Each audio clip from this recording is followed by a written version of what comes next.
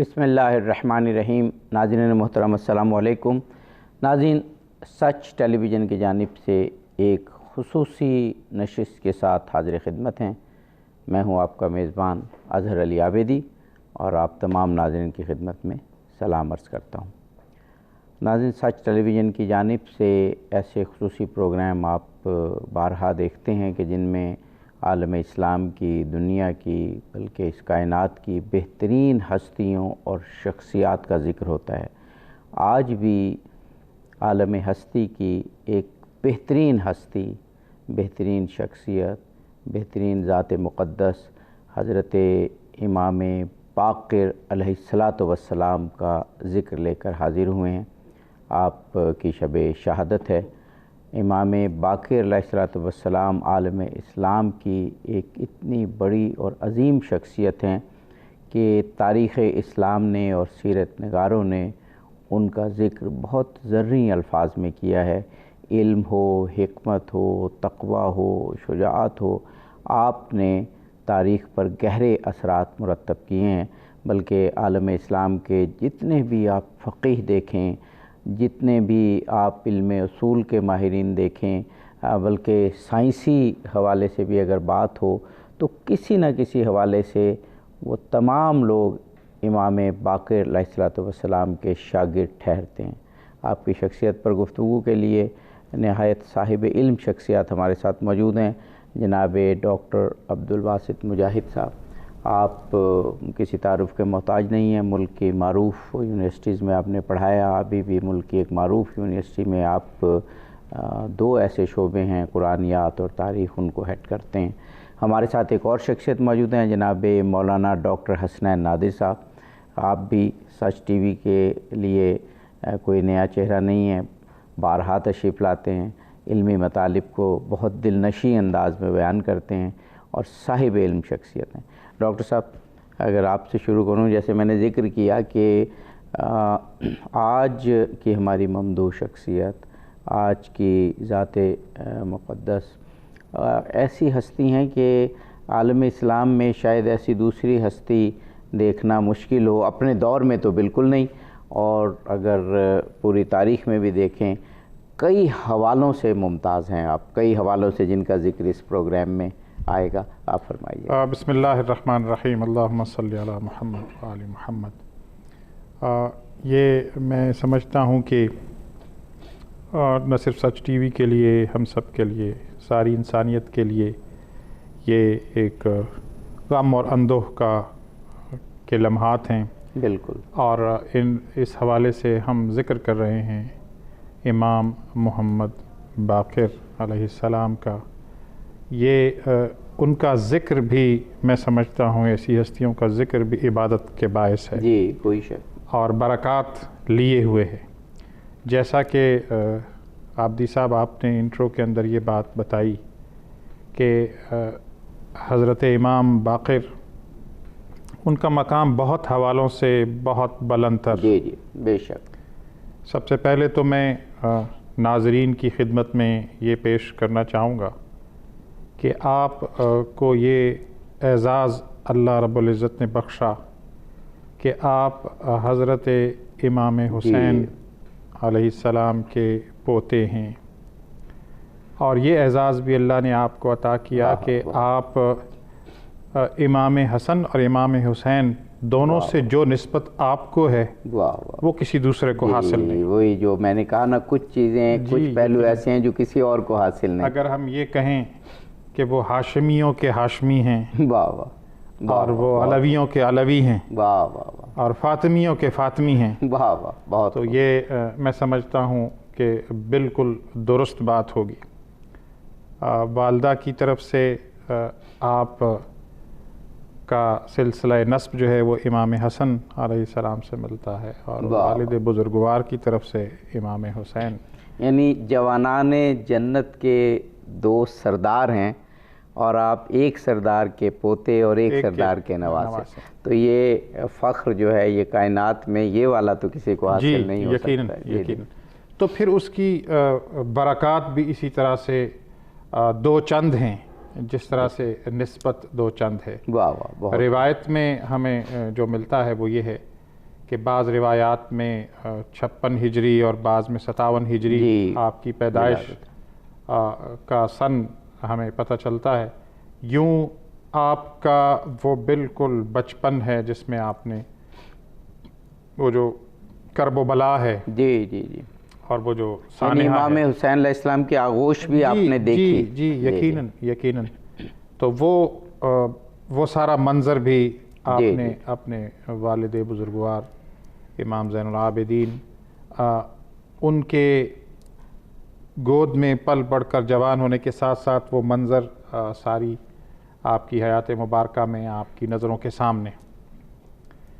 ایک اور اہم بات جو سمجھنے کی ہے کہ اللہ رب العزت نے امام محمد باقر جو ہیں ان کو وہ موقع بھی عطا کیا کہ حالات کچھ ایسے بنے کہ جو بنو امیہ کا دور ہے اور اس دور میں اب لوگوں کے اندر وہ سارا غم و غصہ بھی اور وہ ساری چیزیں اپنی جگہ پر اس قدر موجود ہیں کہ اب کام کرنے کا موقع اور گنجائش موجود ہے.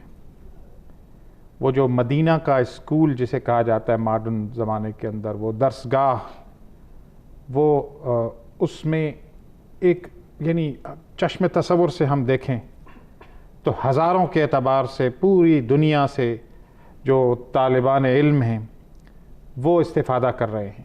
اس کی طرف تو ہم آگے چلتے ہیں. ایک بات اور میں جو عرض کرنا چاہوں گا، جی جیسا کہ ہم دیکھتے ہیں کہ اللہ رب العزت ہمیں حضرت آدم علیہ السلام کا قصہ سناتے ہوئے اسماء کی بات کرتے ہیں اور ناموں کے علم کو انسان کی برتری تمام دیگر مخلوقات میں بتاتے ہیں. تو یہ جو امام محمد الباقر کا نام نامی ہے، یہ خود ان کی شخصیت کے بہت سارے جو پہلو ہیں ان کو واشگاف کر دیتا ہے. واہ واہ واہ، بہت خوب. جناب مولانا ڈاکٹر حسنین نادر صاحب قبلہ بہت خوبصورت ابتدائیہ میں کہوں گا جناب ڈاکٹر صاحب نے عطا فرمایا. آپ کی عظیم شخصیت کی جو خصوصیات ہیں ان میں سے آپ بھی چند بیان فرمائیے، اور پھر جو آپ کی شخصیت کے پہلو ہیں اور جس طرح سے پوری دنیا نے آپ سے استفادہ کیا اس کا ذکر کریں گے. جی اعوذ باللہ من الشیطان الرجیم، بسم اللہ الرحمن الرحیم. جیسا کہ بحق ڈاکٹر صاحب نے اشارہ فرمایا، یہ پروگرام امام محمد باقر علیہ السلام کی شہادت کی مناسبت سے پیش کیا جا رہا ہے، اور یقیناً یہ عالم اسلام کے لیے سوگواری اور مصیبت کا ایک کوئی لمحہ ہے. تو اس پہ ہم اپنے تمام ناظرین کی خدمت میں تسلیت و تعزیت پیش کرتے ہیں، اور ہمیں یہ خوشی ہے کہ بہرحال آپ کے توسط سے ہمیں یہ موقع ملتا ہے کہ سچ ٹی وی کے پلیٹ فارم سے اپنے ناظرین کے سامنے ان عظیم ہستیوں کا ذکر خیر ہماری گناہ گار زبانوں پہ جاری ہوتا ہے. ڈاکٹر صاحب نے بہت ہی پیارا تمہیدیہ بیان فرمایا ہے. جیسا کہ آپ نے اشارہ فرمایا، آپ دونوں طرف سے فاطمی بھی ہیں، علوی بھی ہیں. تو آپ کی والدہ محترمہ کے حوالے سے جناب فاطمہ بنت الحسن کے حوالے سے امام صادق علیہ السلام کا ایک فرمان ہے کہ اولاد امام حسن مجتبیٰ میں پاکیزگی اور طہارت کے مقام پر، جس مقام پر میری دادی اماں فائز تھیں، اس پہ کوئی اور اولاد حسن فائز نہ تھا. سبحان اللہ. تو یہ ایک طرف ماں کا مقام ہے، اور باپ کا مقام وہ کہ قیامت کے دن منادی ندا دے گا کہ این زین العابدین. تو پوری خلق خدا میں ایک ہستی بلند ہوں گی، اور وہ آپ کے پدر بزرگوار امام زین العابدین علیہ السلام ہوں گے. تو یقیناً یہ نسب کی فضیلتیں اور شرافتیں، اور پھر خداوند تبارک تعالیٰ نے جو مقام و مرتبہ اور امامت کے مقام پر فائز فرمایا.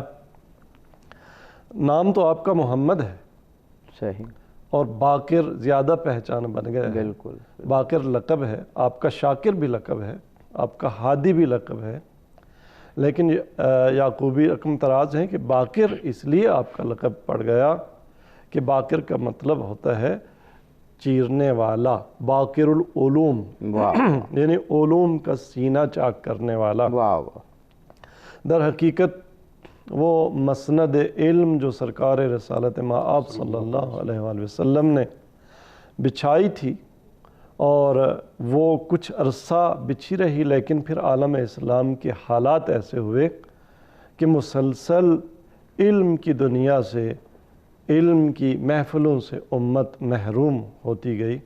تو امام باقر علیہ السلام کو یہ فرصت میسر ہوئی کہ آپ وہ مسند علم پھر سے بچھائیں اور نبی کریم صلی اللہ علیہ وسلم کے جو علوم تھے ان کا سینہ چاک کریں۔ واہ واہ واہ۔ اور آپ کی جو علمی وہ مسند ہوتی تھی اور محفل ہوتی تھی، اس کا امتیاز یہ تھا کہ بصرہ کے ایک فقیہ ہیں قتادہ، وہ آپ کی خدمت میں حاضر ہوئے اور عرض کرنے لگے کہ میں مولا بڑے بڑے فقہاء اسلام کی خدمت میں بیٹھتا ہوں، ابن عباس جیسے لوگوں کی محفل میں بیٹھتا ہوں، لیکن جب میں آپ کے پاس حاضر ہوتا ہوں تو مجھ پر جو اضطراب اور جو کیفیت طاری ہوتی ہے وہ کہیں اور نہیں طاری ہوتی۔ بالکل بالکل بے شک۔